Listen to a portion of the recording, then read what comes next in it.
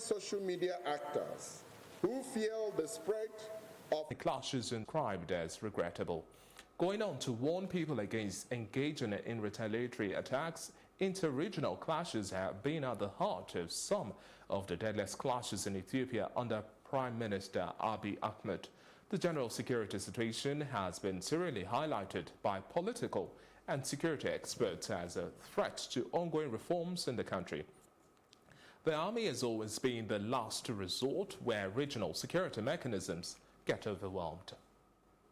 In other reports now from Sudan, a member of Sudan's Transitional Military Council has told the BBC that they were only willing to split representation on a proposed joint transition team with civilians. Lieutenant General Salah Abdul Khalek said that they had rejected a civilian majority in the proposed council with the Alliance for Freedom and Change, who led the protest that led to the ouster of ex-President Omar al-Bashir.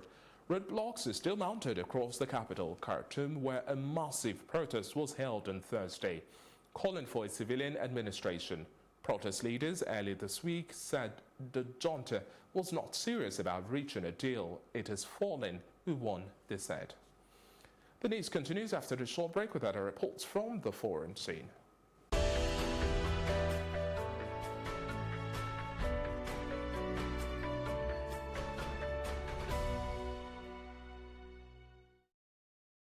On the international front, now U.S. Treasury Secretary Steve Mnuchin called the latest round of U.S.-China trade talks in Beijing productive. The world's two largest economies have been locked in a tariff war for the past 10 months, levying hundreds of billions of dollars in duties on each other's goods. Next week, a fresh set of trade data will be released just as officials from the United States and China are due to meet in Washington. Both countries' first quarter GDP surpassed expectations.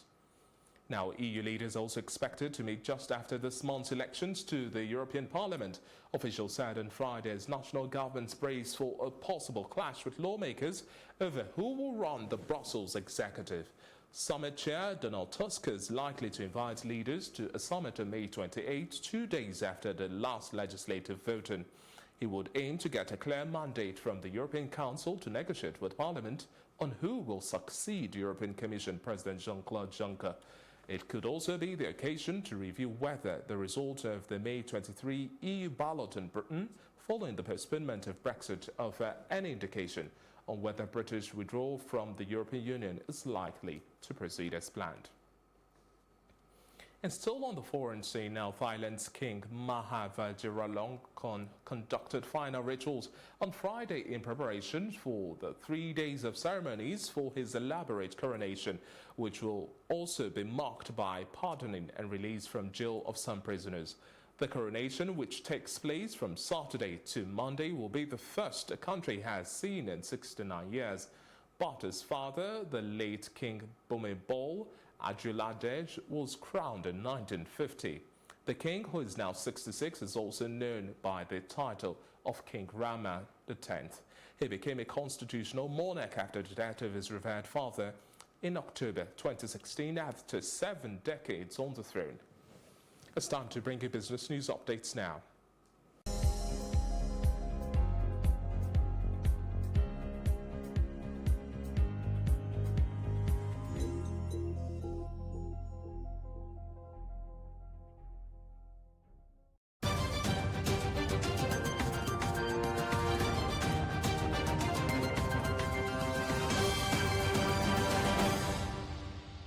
Now, talking business back home in Nigeria, following trades on Friday, the stock market recorded gains in the banking sector and the industrial sector as well. Our business correspondent Irene Ubani has details in this report. After the close of Friday's trade, the Nigerian stock market closed positive, with gains in the all-share index by 0.08% to close at 29,196.46.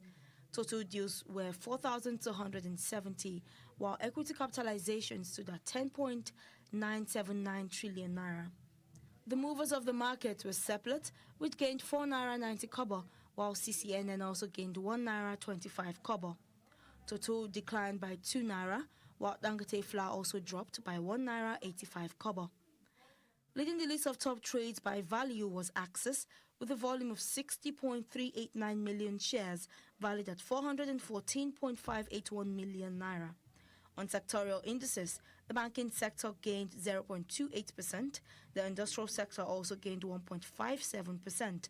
However, NSE Insurance dropped by 0.80%, NSE Oil and Gas dropped by 0.41%, and NSE Consumer Goods also dropped by 0.26%. For Plus TV Africa, Irene Ubani. And that's it in business news. This are still to come. We have entertainment and sports news.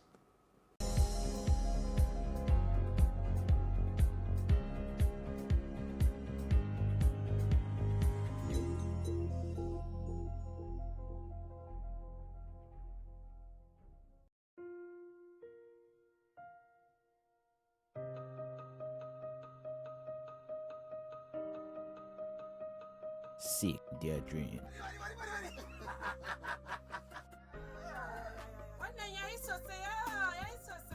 Throb with desire. Joy welled up in their hearts.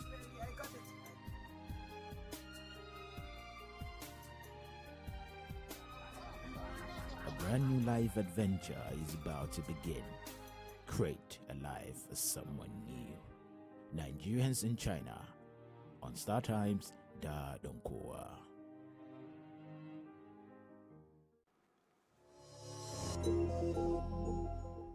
On the lighter side of life, now in entertainment news, Nollywood actress Omani Oboli couldn't contain her joy as she has won the case around an ownership of the script of a movie, Okafor's Law.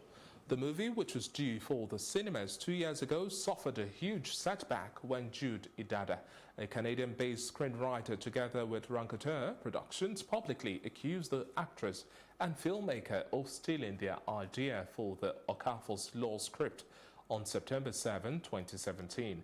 Excited, Omani Oboli shared her victory story via her Instagram page, thanking her fans and legal team, and also announcing that hopefully the film can now air in cinemas as the injunction has been lifted. In still talking entertainment, hours after hosting the Billboard Music Awards in Las Vegas for the second consecutive year, Kelly Clarkson cut her celebration short after and underwent surgery to get her appendix fixed. Now, the broken and beautiful singer confirmed the news in a tweet, explaining that she had broken down in tears after the show from pain and immediately flew back home once the awards show wrapped up on Wednesday night. Clarkson also shared that she is now feeling awesome as she recovers. Clarkson, who had been suffering from belly aches all week, had the procedure on Thursday morning. Well, that's it on entertainment news. We have sports coming up now.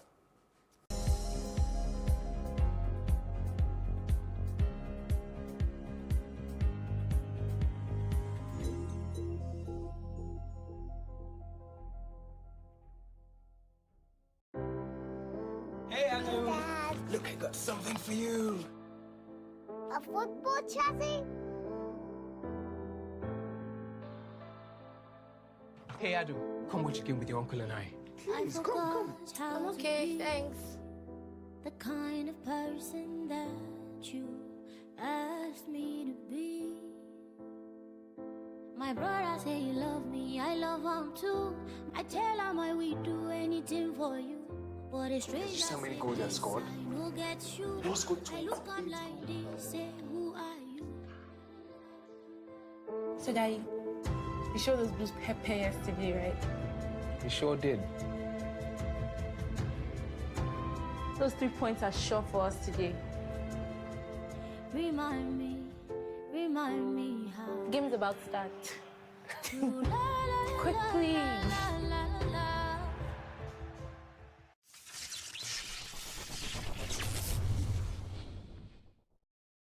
And talking football now, Ole Gunnar Solskjaer has revealed he thinks that Manchester United's poor end to the season is down to a period of bad fortune. After overseeing a run of 10 wins in his first 11 matches in charge, the Norwegian has watched the Red Devils win just 2 of their last 10 in all competitions. But with the side 3 points behind the top 4, the 46-year-old thinks they still have an outside chance of qualifying for the UEFA Champions League next season. Solskjaer also revealed David De Gea will start in United's trip to Huddersfield on Sunday, despite a string of errors in recent performances. Well, there you have it. Sport wraps up our news across Nigeria and the rest of the world. At the top of the hour, we'll bring you plenty more news reports, but please remember to follow us at Plus TV Africa. That's on Facebook, Twitter, and Instagram. And please do remember as well to subscribe to our YouTube channel at Plus TV Africa. Many thanks for watching. I'm David Alabi.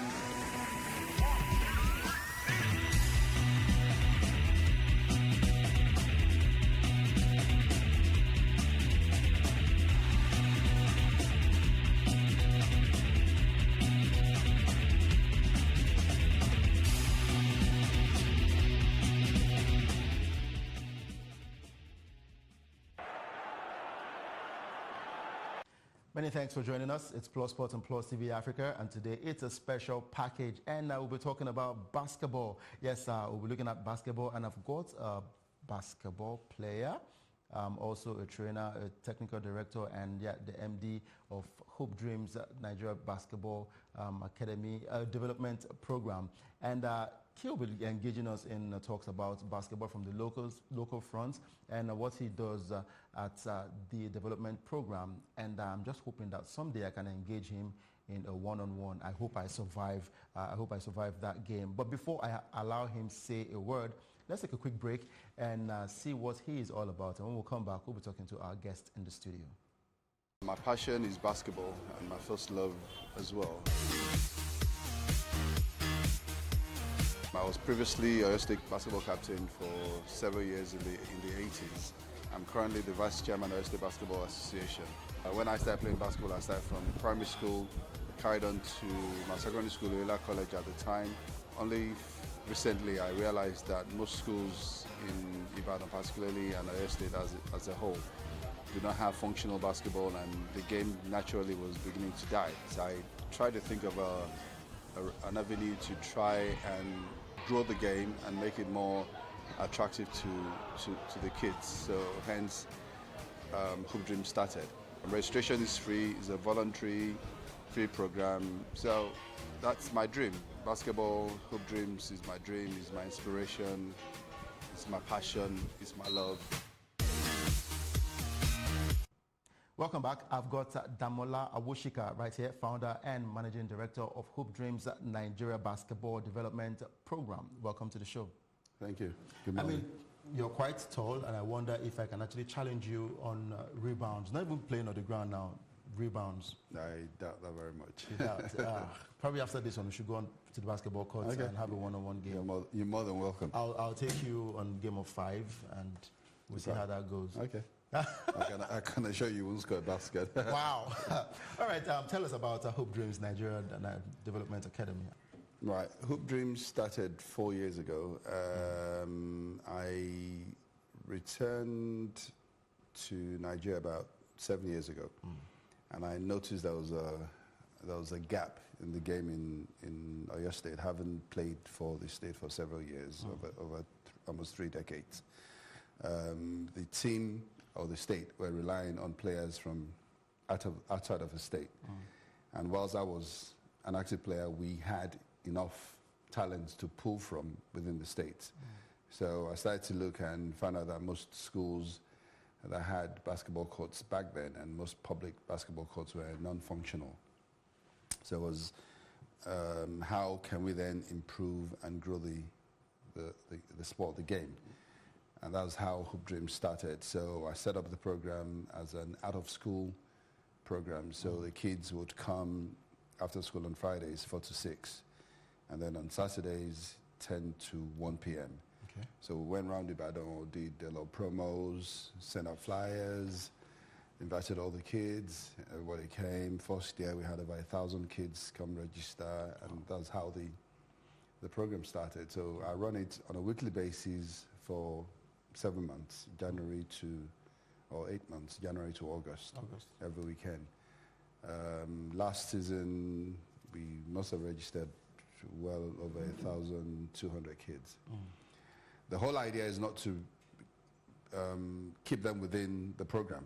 The idea is introduce them to basketball and introduce basketball to them. So a lot of them will come, collect the freebies, the T-shirts, and the shoes and never return. But when you then see them 6 months, a year later, and you see them play, you can see that there's been some progress. Whether they had remained in the program or they'd gone elsewhere to then pick up the game. So it's trying to introduce as many kids into basketball and making sure they keep healthy, they keep within the game, and most importantly, trying to engage them, keeping them off the street, making them live a more productive, active life. So it goes beyond the game itself. We do a lot of mentoring, social, educational mentoring. I go into their schools, make sure they're doing okay. I have a few of them that private schools in Ibadan have come to the program and they've picked up and offered full scholarship. So it's not just about them coming together at the weekends and playing. It goes a bit further than the game itself. Now, how do you spot these talents? You know, back then we know that some of these lads are born with the talent in playing the game of basketball, and some don't even have the talent at all. When you see these guys, how do you spot the talented ones, and how much of training do you give those ones who don't have the talent but are interested in playing basketball? All the kids that come they all go through the same pace. So they have the same training schedule or regime, apart from the newer ones. So when a lot of them that come are raw, they've never played basketball before. So if you're a starter, we'll put you to one side. You have coaches that will take you through the basics. So there's no special training for any of the kids per se. But where we identify a special talent, we can then set programs for them to either come during the week outside of the regular Friday and Saturday program and then have a one-on-one with some of the coaches. Throughout this holiday, the Easter holidays started, so there are about 3 or 4 boys who we feel have naturally gifted. You'll know once a kid picks up a ball as a starter, you see the progression. You see some after 5 weeks are bouncing the ball much with a lot ease than others. So where there's a special talent, you can tell. Haven't played the game myself, haven't coached, haven't mentored. You see a special talent, you can tell. So those ones you give special attention to. Always make sure you nurture them right, make sure they're not pushing themselves too far. Some of them, the game might quickly start to get into their heads. You take them to one corner, put your arms around them, and say, "Look, son, slow down. Don't get ahead of yourself. Stay humble, work hard. You can do better. You can do far more than you expect from this game." So there's a lot of one-on-one that goes on with most of them. Others just come just to stay away from home. They probably don't want to just sit at home all day doing nothing, so they just come, spend 3 hours, go home. Others are, oh, I think I'm good at this game. I can make something out of my life. Some of them who we feel are not naturally gifted, we use them in other areas of the sport.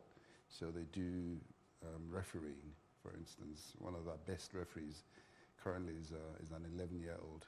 Wow. So we know he's not probably going to be an exceptional player, but he has an idea of the game, he has an understanding of the game, he has a sense for the game. So, you know, we'll try them, okay, can you do this? And you give them the whistle, and before you know it, they'll be making calls that, you know, that even beyond their age. Yeah. So. Okay, now looking at that, we'll still get back to the parental influence now, but let's talk about you. You said you played basketball before. How long have you played, and did you feature in any major tournaments? Okay, one of the main reason why I'm doing what I'm doing now is because I started similarly. I think it was '95. Coach Burrell, Don Burrell, I'll never forget his name. So he came to the school. I went, tried out for basketball, and that was it. By the time I was 11, I was already playing for Oyo State Intermediate. Wow. Call-ups to junior and senior national team, Junior African Championships. I was in the camp to have gone for the Olympics in Canada, in Victoria, Canada, '92. Before I left, I went to England. So I was captain of Oyo State for several years in the '80s. So I've had university captain, University of Ilorin, eventually went to Ife, played in the Nuga team in Ife, got a silver medal in Nuga 86, which one was it, 86 or 86, I believe, yeah. So, you know, I've done, short of going to play in the NBA, or going to play in college in America, I've had my playing time within the domestic league.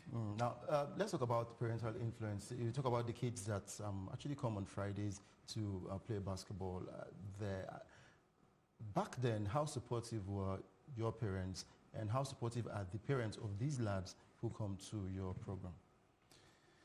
I was fortunate enough to have a sports playing father. My father was a sports administrator. He played basketball, so he supported me right through my entire career.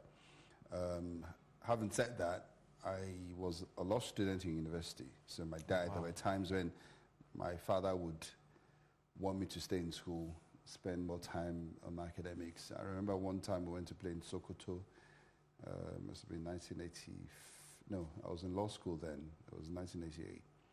So I appeared at the venue, and one of the coaches then, one of the officials, Damola, what are you doing here? Your father said you weren't going to come. My father served as a match commissioner and most of those.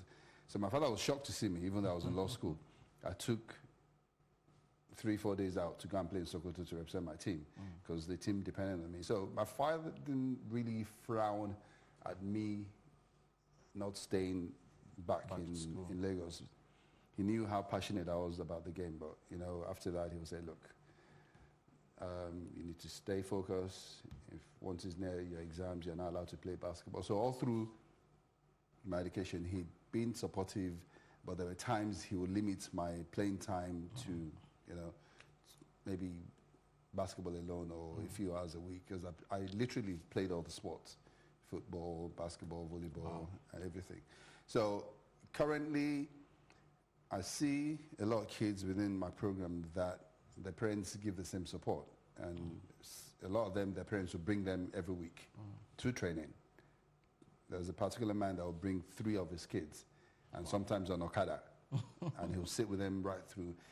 And the passion that he had for his kids, and he has for the game, you know, translates through the kids. So, you know, you see them trying to work hard. I mean, these kids are as little as, I think the eldest, Queen, is probably 8. So they're 5, no, she's 9. So they're 5, 7, and 9. And I've looked at them, I've watched them over the last 2 seasons, and I can see, you know, the improvement that they've made. So some parents would discourage, some would encourage. Even with the discouragement, I say to some of my kids today, I said, look, playing sport wouldn't stop you from getting to where you are. I'm an example. What you don't do is let your academics suffer. Sure. Spend too much time playing, not paying too much attention to academics. Most of the connections, and the other thing I say to them is, as an athlete, if you come to training a day or regularly every week, when you return to class, to school the next day, so you leave training, you go home, you sleep well, you eat well, you wake up in the morning, you go to school. When you're sitting in class, you'll be more alert than your other classmates who have never even participated in sport. Because you have more alertness, your brain, your body is awake, you're alert. So it has its own benefit, physically and mentally too. So, and again, I say to them, look, a lot of the contacts that I've made today, most of the friends that I have made and have kept, have been through sports. So there's always a benefit to it. Where it suffers is if you don't have anything to fall back on. So you just put all your baskets in, oh, I want to go to America, I want to play basketball. You let your education suffer. You got nothing else to do once the opportunity passes you by. Very true. Let's talk about basketball in Nigeria, talking about the national team. It's been a long time we exported. It seems like the best talent we've ever exported to the NBA was Akeem Olajuwon. After that period, it's been quite difficult to find an outstanding Nigerian basketballer out there, even in the NBA or even in college basketball. Recently, we know about the Tigers captain. Age is no longer on his side. In a short while, I'm sure he will retire from the scene. Then we'll get to look at other players. Why has it been this difficult to export talent or to find out these talents? Is it a grassroots problem? Yes, it's partly grassroots. It's partly that that mentality of us cheating, the age thing, falsifying ages. So a lot of the exports that we have live late.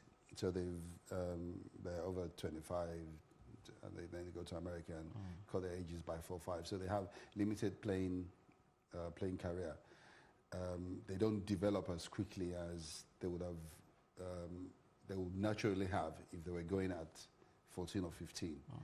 We currently have, and there's loads of them in America all over. It's hard. It'd be almost impossible for you to watch college basketball today and watch 4 or 5 matches and not find one Nigerian. Both male and female. But it goes back to the fact that they travel late. They don't have the solid foundation of learning the game properly from a very early age. And then once they get there, age catches up on them. They can develop as quickly as expected. We have a few exceptional stars currently who are at the right age, give or take 1 or 2 years different. One person who he's been muted as probably going to be the #1 draft NBA in 2020 or 2021. Left Nigeria only 3 years ago. Charles Bassey, exceptional talent. He's about 7 feet. Currently plays for West Kentucky University. So that's one for the future. His nickname now is the Big Ticket.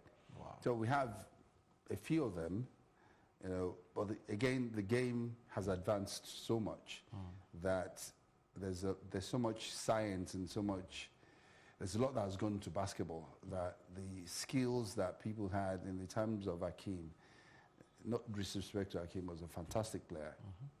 We don't have as much talent then. I mean, when people compare LeBron James to Michael Jordan's era, Michael Jordan dominated everybody. LeBron James, as skillful as he is, can't dominate everybody because there's so many people around him that are almost as skillful as him himself. So the game has grown, but we haven't locally grown with the game. So by the time our boys get to America, they're playing catch up. Okay, let's look inwards into I call it the locker room now. Nigerian basketball, over time we've had different issues. Even till date, we're hearing two different bodies brew the basketball seats. I mean, what's your take? It hasn't really affected our game in a way. The Tigers have been doing well in the qualifiers. We're looking forward to the World Cup. The Tigers as well, preparing for the World Cup. It hasn't really shown much of a difference in the way we play basketball. But behind the scenes, it's causing a whole lot of havoc. What's your take on that? I would not agree that it has not affected our national team. It has to an extent, but not drastically. The girls, for instance, have improved. They have a bigger pool of talent. The boys, I feel, we could have blended a bit of the old and the new, which we didn't do the last Afrobasket tournament. But having said that, it's always work in progress. With respect to the politics that's going on, it's rather unfortunate. And one faction is claiming legitimacy over the other. The other is fighting to stop the other functioning.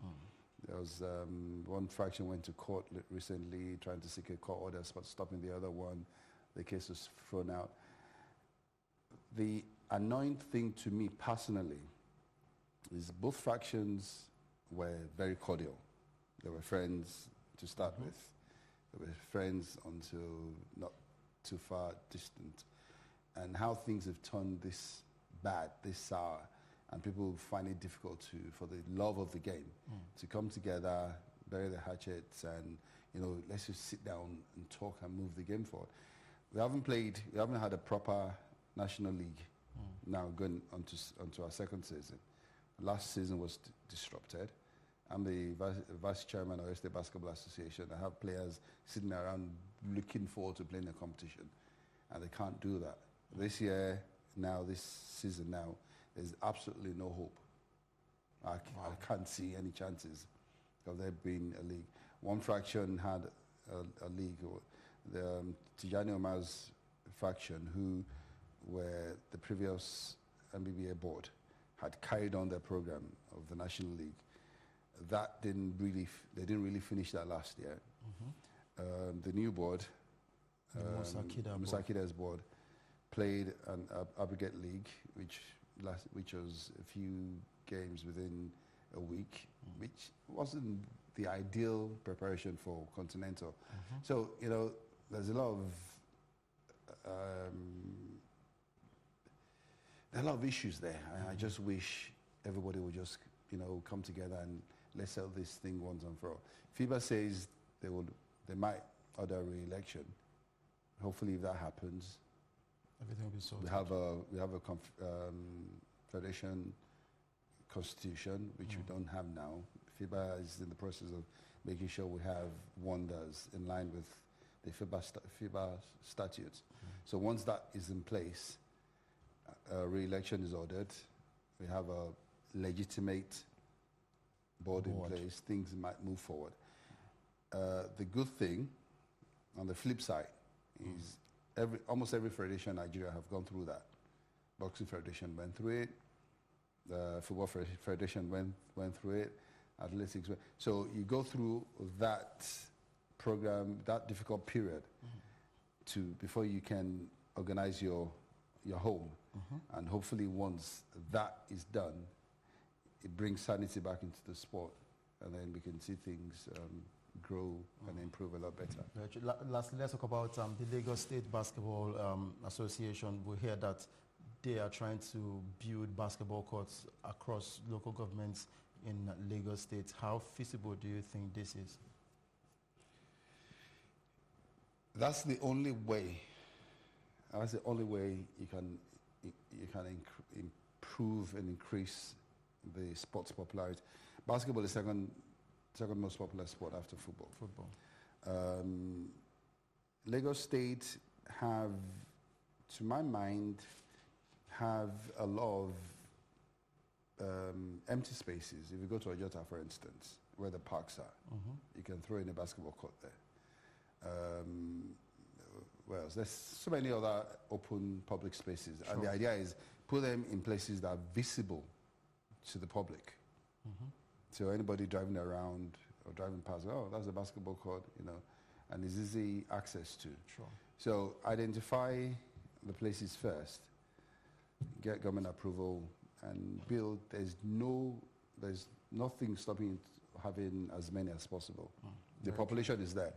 The population is there. So if that's the program they have, or that's what they're planning to do, they have my support 100%.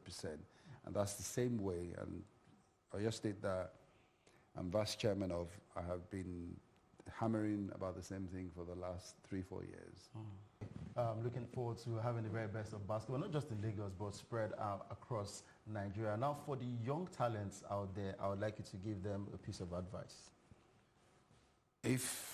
For the young talents, it's hard work, dedication, perseverance. You know, just stay focused, and most importantly, stay in school. Every sport requires a level of intelligence. So if you're not that intelligent, you would not, unless, even if it's a one-man sport, wrestling or judo or whatever, it still requires mental toughness and alertness, and you know, your coach talks to you, you should be able to process the information. So importantly, work hard, persevere, stay fit, but most importantly, stay in school.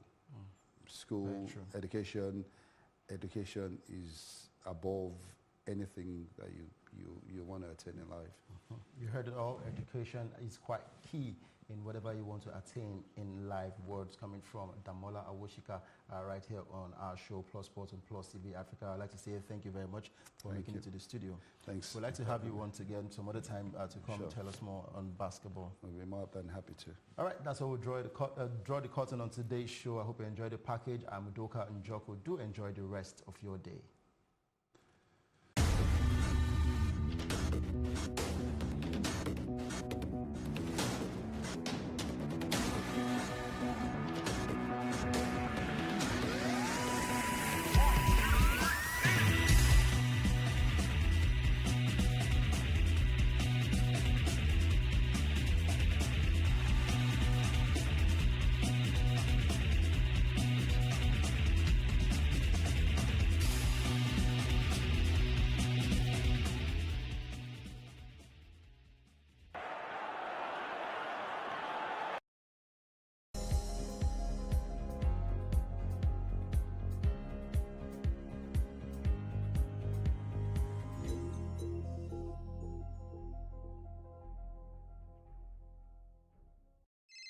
Olúwa ṣẹ́gun fún mi.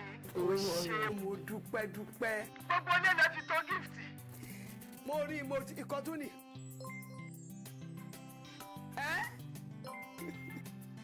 Mo sọ fún ẹ lójoojúmọ́ pé gbogbo tó ń ṣe fún mi, ọmọ á ṣe fún ẹ nílọ́po. Abiyamọ ayé, abiyamọ ọ̀run, wọ́n súre fún mi. Ìbàjẹ́ kéré ó tóbi kò ní kún ẹ́. Ọmọ òní ní kò gbé tiwa kò ń gé jẹ. Ọmọ òní tí ẹ lọ síbi tó ò lérò. Ní gbogbo ọjọ́ ayé ẹ ò ní rí bi. Bí wọ́n bá ń pín wàhálà ìdààmú, ò ní ẹ̀mí rówó rà. Bẹ́ẹ̀ ni, ò ní kábàámọ̀. Ẹni tó máa bá ṣe tó máa kó bá ìgbé ayé ẹ kò ní bẹ́ẹ̀ rí, wọn náà ní bá rí. Ọmọ adùn ẹnu, àbùkù ò ní kàn ẹ́ o. Ayé ò ní rí ẹ mú o. Mo sọ fún ẹni tinútinú tó kù.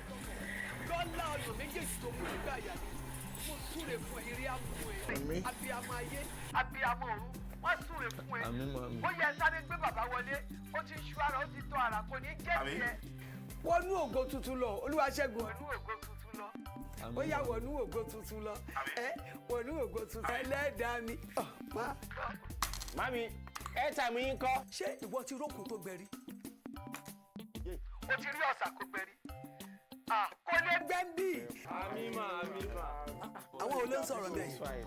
Lórí àtàwọn ọ̀rẹ́ mi. Àwọn ọ̀rẹ́ ó yá fi sí spíkà. Wọ́n ń gbọ́ yín.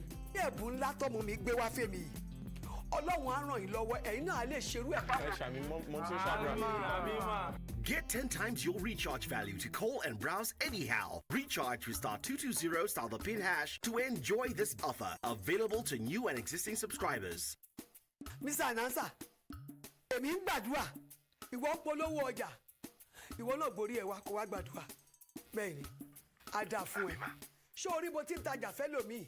Àwọn máa sìn ìwọ náà àdìrú wà dìgbà, ayé àdára, ò ní dààmú. Airtel, the smartphone network. That is how we get looped into a cycle of insanity, repeating the same thing and expecting a different result. That cycle of failure is unsustainable and it has to end now. Infection train is back. They take us to the bush and start asking us to call our people to send more people. What can be done as an intervention for them right now to stop abuse of all children?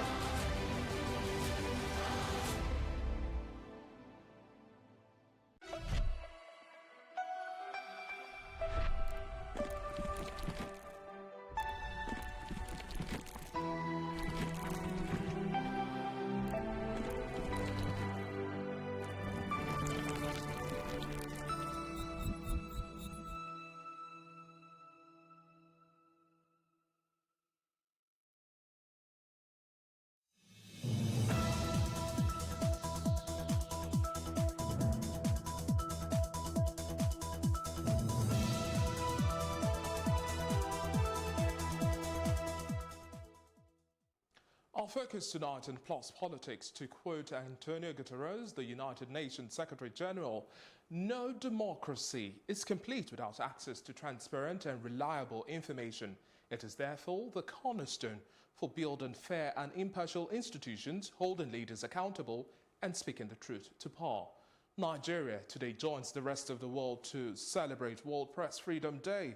But what about the Freedom of Information Bill? This is Plus Politics, and I'm David Alabi.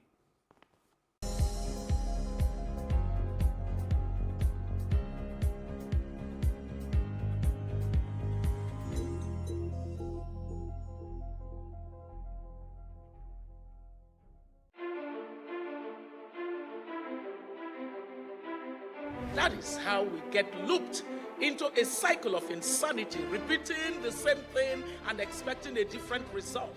That cycle of failure is unsustainable and it has to end now. Infection train is back. They take us to the bush and start asking us to call our people to send more people. What can be done as an intervention for them right now to stop abuse of all children?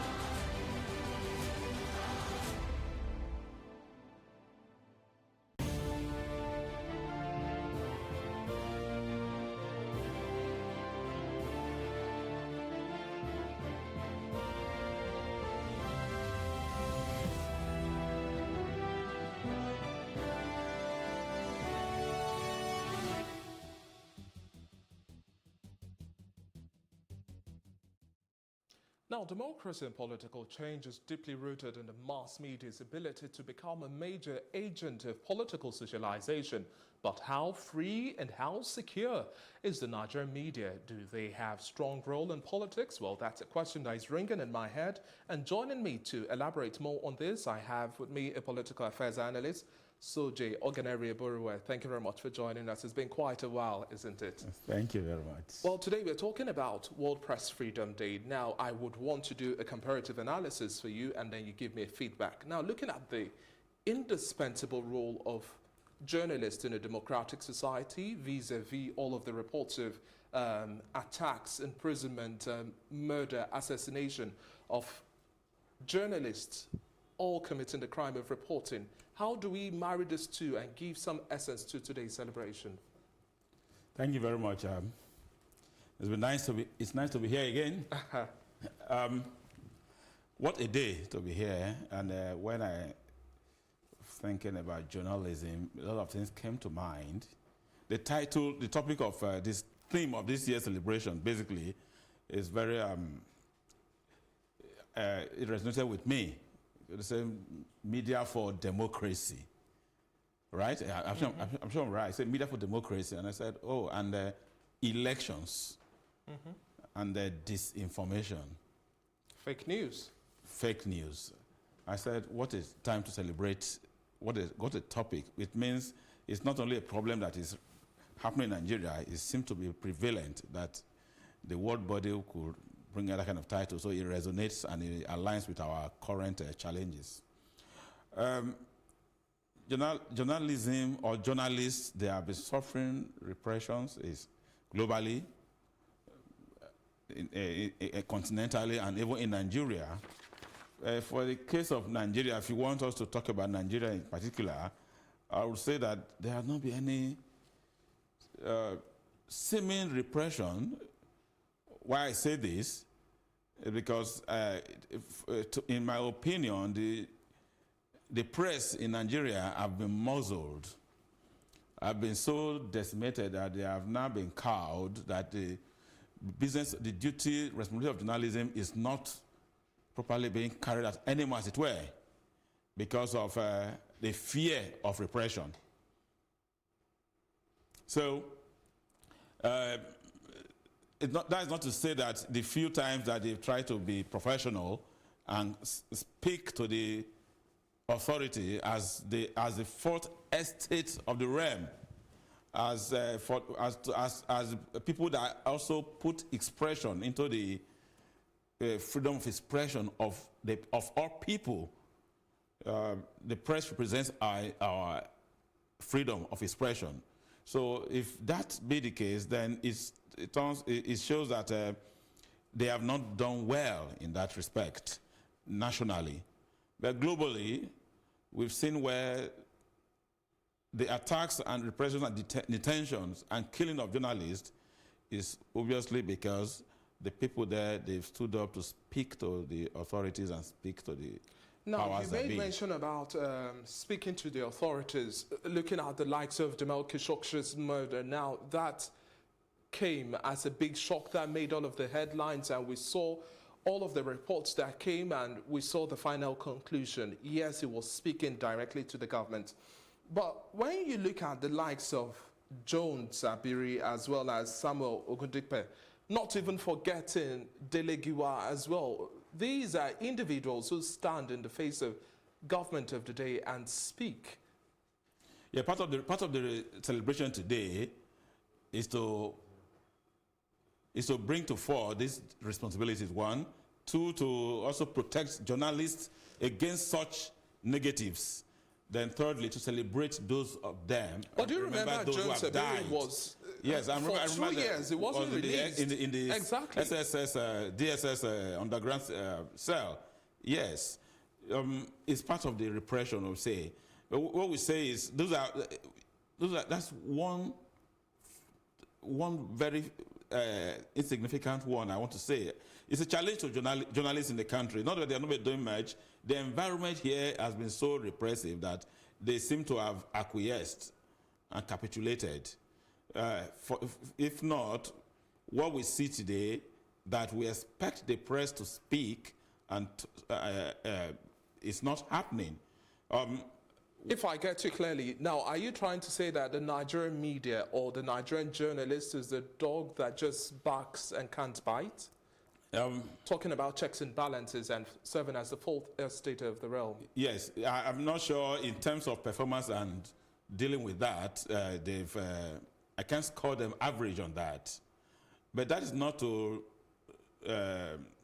remove the fact that they are not operating a very unusual and difficult What condition. do you think could be the cause of this, and how do we change the narrative? Yeah, first of all, there should be unity with there doesn't seem to be unity with the body of journalists. Secondly, I think the welfare of journalists is also very, very, very neglected. That you hear of salaries not being paid to journalists, and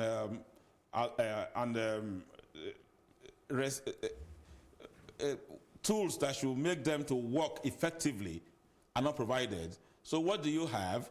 You have jobs done. But so what, first of all, journalists are expected to fight for is to fight for the welfare of the journalists, so that no journalist is owed salaries, allowances. When they have that, then there will be independence of mind for them to carry out the true work of journalism, which is, apart from reporting, writing, also investigation, to balance reports as well. But what you see today, because of challenges, to even get the balance, the other part of the views of a particular report is a challenge to journalists, so that they don't even get. So the journalists speak the only language of government. It's not that journalism must be anti-government, but that because they are the fourth estate of the realm and they represent the people, they should be able to tell government what happens to the people. So all you see is press releases from the government, or at the press interview, the journalists don't even seem to ask the relevant questions that people want.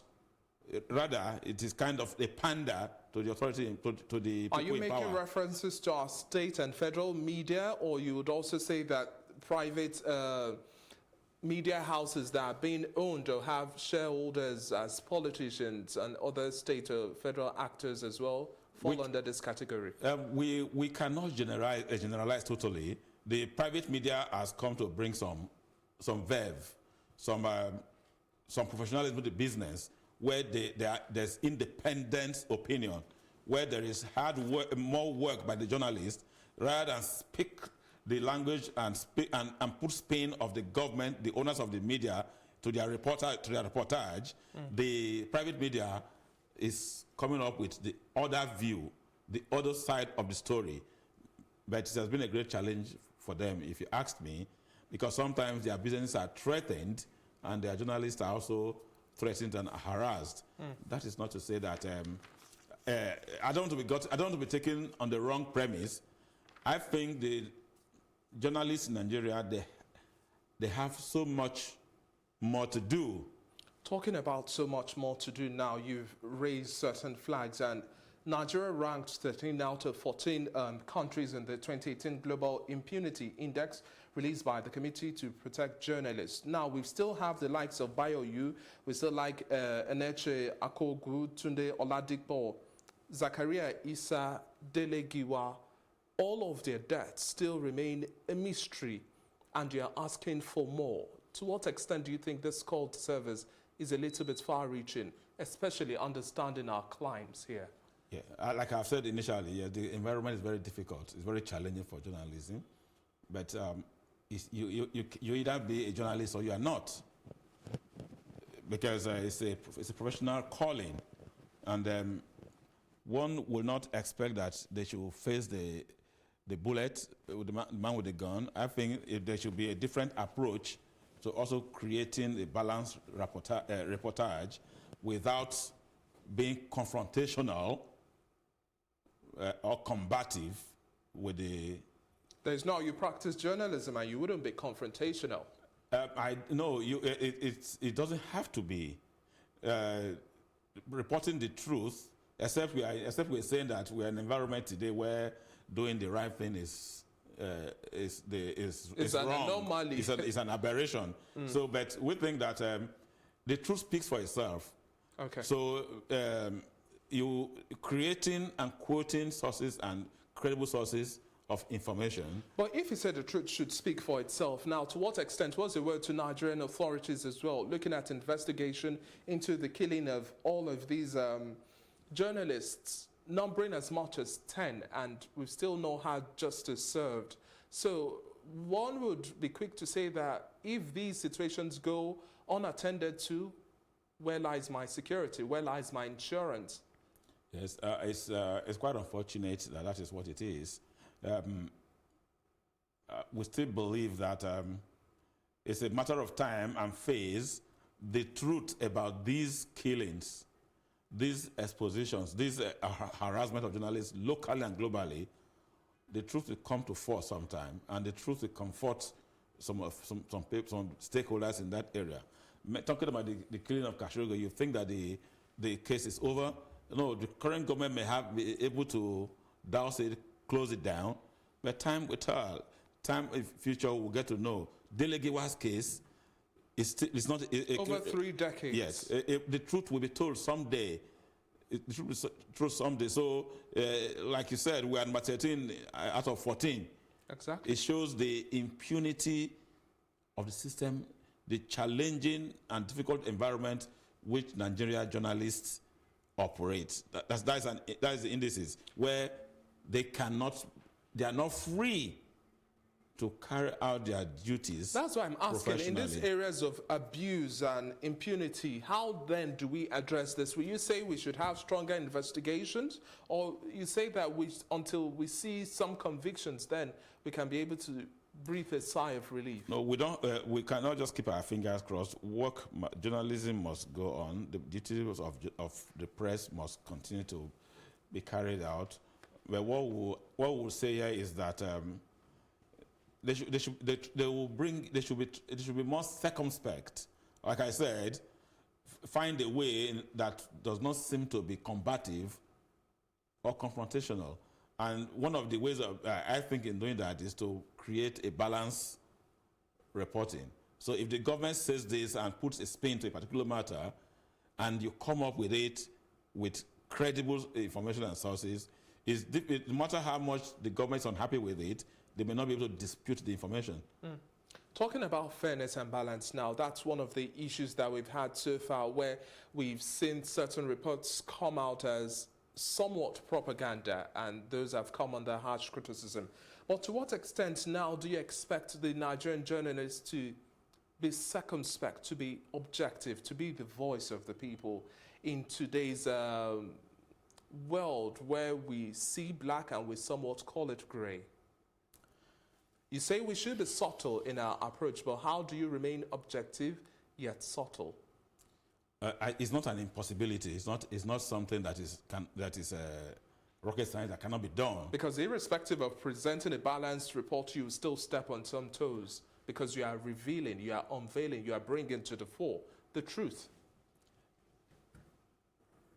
You can have an information or that you want to put in the public domain, and before you do that, you're going to confirm, isn't it, as journalists, from the sources, even from the government, if it's something that is going to be kind of in opposition or confrontation to the government. I have this information. What is your reaction to it, isn't it? And the government says, don't do that. The information is not lost.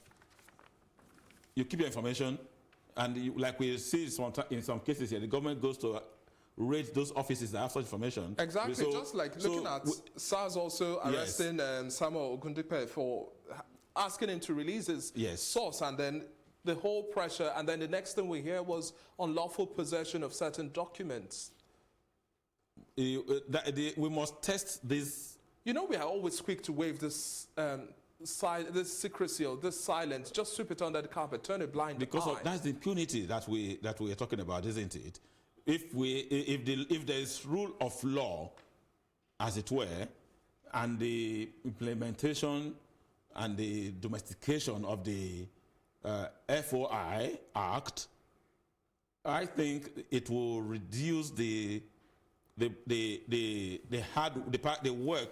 that the journalists take to do this, so that if you apply for it and you are not given and you sue for it, as it were, the act provides for that whoever does not release such information is liable to conviction. But let's be fair with ourselves. But we must go. So until we go through that process, test the act. But we don't seem to want to test the act because we are all coming out with the news today, the news for today, for yesterday, the news for today, yesterday. So I think that these things are there. We must test the acts. How many times have we had press people? You ask for information, you are denied. Did you go to court? And also, yes, we have issues with our environment, but we must test these things. One victory, one success in that area will go a long way. So we should continue pushing the boundary. But in the area of public expenditure as well now, we see that the implementation of the FOI comes with a whole lot of challenges, or some toes would definitely be stepped on. How then do you think moving forward we should be able to maneuver around this field? You have information you're looking for. you have a part of the information you want to confirm from the government, and you apply through the FOI bill, right? And you are not granted, you are denied that information. You report that. So the government, you did not report government for. You said this is what you have found out, and this is what you're looking at. They say that just like the press will say, we waited for feedback from whoever we're supposed to get information from to confirm, to give a balance report. As at the time of going to the press, we haven't heard from them. Okay. So but we must continue to put this in the fore to show that the efforts are going on. It's not going to end this way, but the more you push, like you said, pushing the frontiers, the easier it will get and the closer will be to success and achieving the desired objectives. Okay, talking about pushing the boundary now, we see how much technology is evolving and also helping with the dissemination of information. That has also led to unveiling a bigger menace, which is fake news. Now, with this rising tide of fake news, dissemination of disinformation, propaganda out there, who takes the fall for all of these that we see on social media? Because beyond every truth, there's always 2 or 3 other different sides to the story, misrepresented, some would say. Social because media. These are not practicing journalists. Yes, so social media is not press. It's not media. It's not press. But everybody's quick to pick their phones. Yes. Now, it happened. For the difference between social media and the professional press or journalists is this: you see an incident because you are not trained, because you don't understand that, like everybody with their hand devices. You send it into the But do you think space. this would happen if we had authorities, institutions that were reliable, quick to push out information? Because if you also remember, the army at one time said that there shouldn't be any releases of reports of casualties from all of the attacks that we've had so far. But if the army is not giving us that information and we have some local sources or some source there, you push that information out there. So what's also your call to institutions in Nigeria to be readily available with information, put it out there so that you don't give room for speculation? No, we are in a situation where the current government is not a respecter of the rule of law. So that be the case, that is why you can have the Nigerian military or the other security arms coming to strong with this kind of tactics against the press. It's something which is going to speak to, something to put on the front burner to make them realize that if you don't give out this information, it surely comes out one way or the other. And it's quite challenging that the professional press, they have a lot of responsibility and obligations in that regard. But with social media, no responsibility. So you put it up and let them, they even at that glaring truth, they still deny. But the truth is there. It's in public speech already, whether it came from the mainstream media or from the social media. But what we continue to do is to continue to talk about these issues. That is why this World Press Freedom Day is celebrated annually, to continue to deal with such issues. That it came up today as part of the theme for this year is because it's something that needs to be talked about. And the more we continue to talk about it and put it in the front burner, it's obvious that someday we will all get aware and informed by even those in government, to the extent that we will now realize the responsibility of churning out information as they should be, as responsibility to inform the people through the press. I think we cannot force it right now. From the indications, we are very far in the indices of performance in terms of press freedom. But it's something, like I said, we should not face the man with a gun, but we'll continue to find new approaches, new ways to continue to create awareness and understanding in the minds of these people, so that they will appreciate the need for the dissemination of such information. Let's talk about the practice of investigative journalism. Now, we don't have so many in that field within Nigeria. What do you expect this time around moving forward? investigative journalism is not is a part of journalism as well. You know, at a time, you would think that journalists are generically, everybody is there's a specialist in all fields. So there should be certain areas where you have professionals in certain fields of knowledge coming into that space and carrying out such just like looking at the report on codeine and bringing out the ills within the pharmaceutical industry as well. That was a tremendous effort. I believe you'd want to see much more than that. And you see, when it comes out that way, the press gets the accolades. Okay, if they came up with when they came up with it and it was very clear, the government even though they acted immediately, even though they took such rash and harsh decisions, they acted, and I must tell you, no matter what, it reduced the abuse of those drugs, as it were, the others, the codeine and all the others. It reduced it, and it brought to the fore. Parents and the public became more aware of it, where it was being done in secrecy before. So such reports being done by professionals, it's difficult for you to be an investigative journalist. But you need to have a whole lot of resources back in this effort as well. Yes, because not too many media houses have all of those. There's no specialization in it right now. We need specialization in it. You cannot be a reporter, okay, and at the same time an investigative journalism, or also a writer.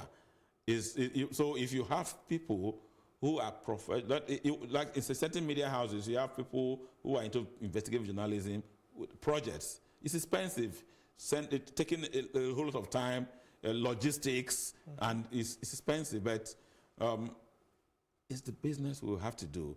So no matter how difficult it is, maybe we should start with a step. Sometimes when I listen to the reports on your channel, I'm happy to listen to such reports that somebody is doing a bit of research. And I said, and I liked it. I said, it's what you don't see much in now. All we do is reporting news without research.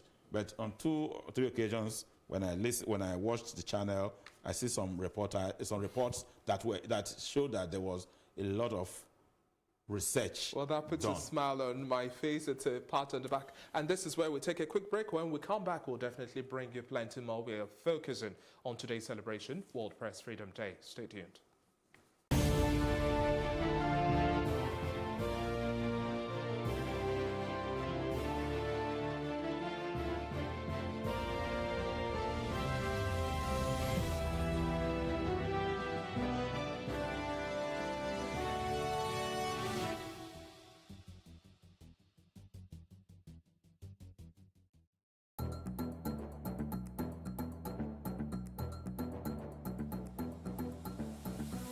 Country people, we dey thank una one that joined us on top News on the Hour for Plus TV Africa. This na number 63 Massey Street for Itafaji, where building just collapsed by 10 a.m. this morning. They say the Oga of the indigenous people of Biafra, Nnamdi Kanu, don't tell federal government say if they provoke him, it go cause wahala for inside the country. Because if the British citizen no be say you go enter Nigeria, come cause kasala, run go Britain, go stay in peace. Them say na the diesel truck catch fire as they try offload the diesel way dey inside. Come out, fire department come try quench the fire. For the first time for Nigeria, every will enjoy television news for Ogbonge Pidgin English. For more tori, make una kukuma follow us at Plus TV Africa on top Facebook, Twitter and Instagram. Make una subscribe to our YouTube page and for Star Times on channel 308. Hey, what's up guys? You're welcome to another edition of Plus Event, and I remain your host, Ifeoluwa Oshukeye. Your absence isn't an excuse anymore, as Plus Events is all you need, as we bring you the glitz, the glamour, and loads of fun. Oh, definitely. No question. He's a living legend.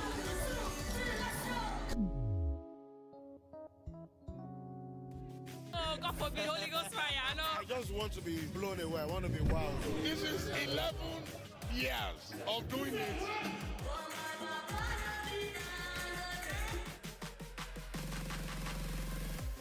I'm surrounded by so much positivity. No, it's okay. Yo, what's up, my people? It's your boy Starboy Terry. You're watching Plus Event on Plus TV. Stay glued to Plus TV Africa every Saturday and Sunday, 4:30 p.m. West African time.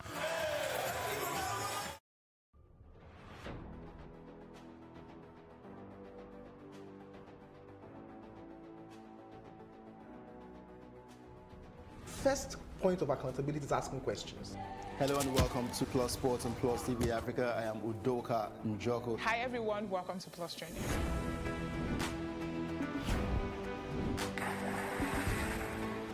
You cannot continue to recycle poverty while you're spending a lot of money on unproductive ventures.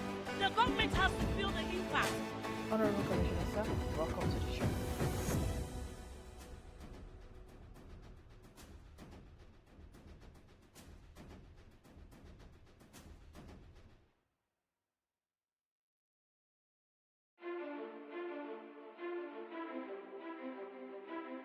That is how we get looped into a cycle of insanity, repeating the same thing and expecting a different result. That cycle of failure is unsustainable and it has to end now. Infection train is back. They take us to the bush and start asking us to call our people to send more people. What can be done as an intervention for them right now to stop abuse of all children?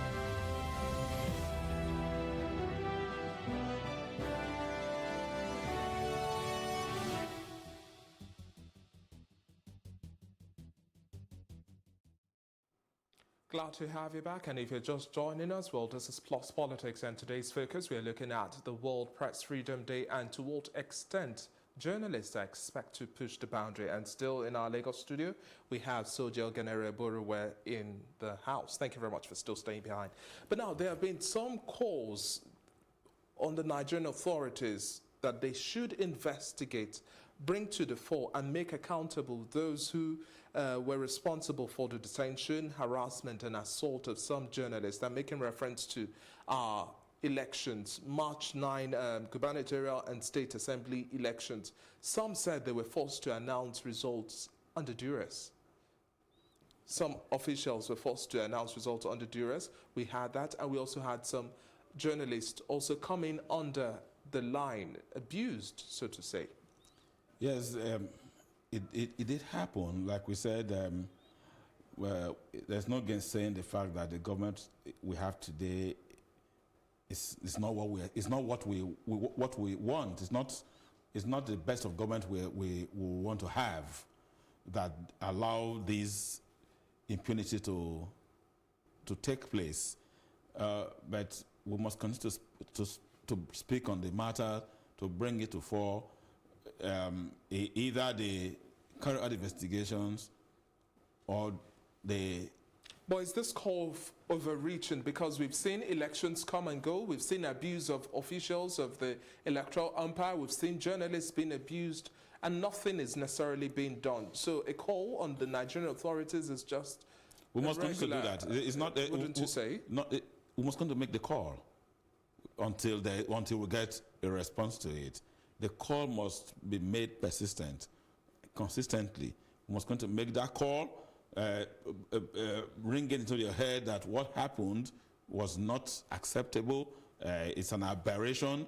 There should be freedom of expression, freedom of the press, and as you can see anyway, in even the electoral officers that were harassed, even the security personnel that were even harassed, Nothing has been done about them. It shows that the system has been taken over by these anomalies that when these things happen, they don't seem to make any sense to us.